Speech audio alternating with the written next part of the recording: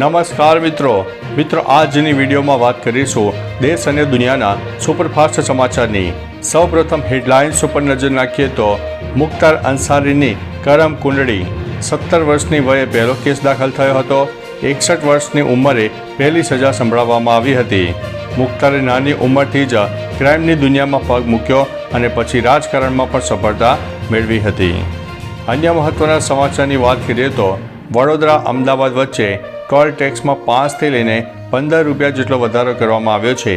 કેટલાક કિસ્સાઓમાં તો ફક્ત રિટર્ન ફીમાં જ વધારો કરવામાં આવ્યો છે। અન્ય સમાચારની વાત કરીએ તો યુવતીઓના મનમાં લગ્નનો અનેરો ઉમળકો હોય છે, ત્યારે કંઈક દરજી સાથે થયું છે કે આવું। વડોદરામાં લગ્ન ટાણે જ બ્લાઉઝ બગડ્યું હતું। દુકાનદાર પર લાગ્યો છે ₹5000નો દંડ। કન્ઝ્યુમર ફોરમે કહ્યું કે લગ્નના કપડાં જો બરાબર ફિટ ન આવે તો ખુશીનો માહોલ ખરાબ થઈ શકે છે। અન્ય મહત્વના સમાચારની વાત કરીએ તો પીએમ મોદી અને માઇક્રોસોફ્ટના કો-ફાઉન્ડર બિલ ગેટ્સ વચ્ચે મુલાકાત થઈ હતી। મોદીએ જણાવ્યું છે કે હું મારા દેશમાં ડિજિટલ ભાગલા નહીં પડવા દઉં। બિલ ગેટ્સ સાથેની મુલાકાત દરમિયાન મોદીએ કેન્દ્ર સરકારની યોજનાઓથી લઈને આર્ટિફિશિયલ ઇન્ટેલિજન્સ સુધીની દરેક બાબતો વિશે ચર્ચા કરી હતી। અન્ય મહત્વના સમાચારની વાત કરીએ તો તુર્કીનો એક તરફ પેલેસ્ટાઇનનો સપોર્ટનો દાવો અને બીજી તરફ ઇઝરાયલને દારૂગોળો અને હથિયારો વેચ્યા છે।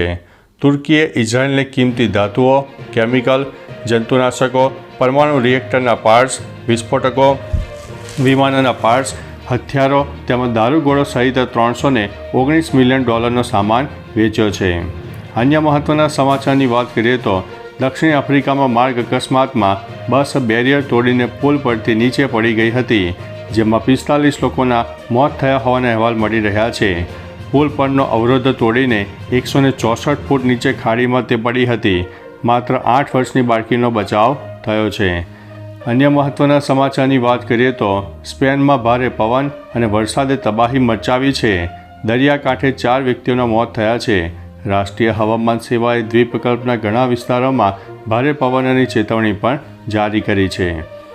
અન્ય મહત્વના સમાચારની વાત કરીએ તો જમ્મુ કાશ્મીર ખાતે કેબ ખાઈમાં પડી જતા 10 લોકોના મોત થયા છે। મુસાફરો લઈ જતી તવેરા નેશનલ હાઈવે 44 પાસે લગભગ 300 મીટર ઊંડી ખાઈમાં પડી ગઈ હતી।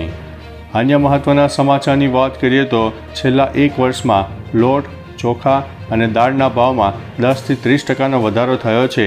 કન્ઝ્યુમર મિનિસ્ટ્રીની વેબસાઇટ પર આપવામાં આવેલા ડેટા મુજબ મીઠાના દરમાં પણ 5%થી વધુનો વધારો થયો છે।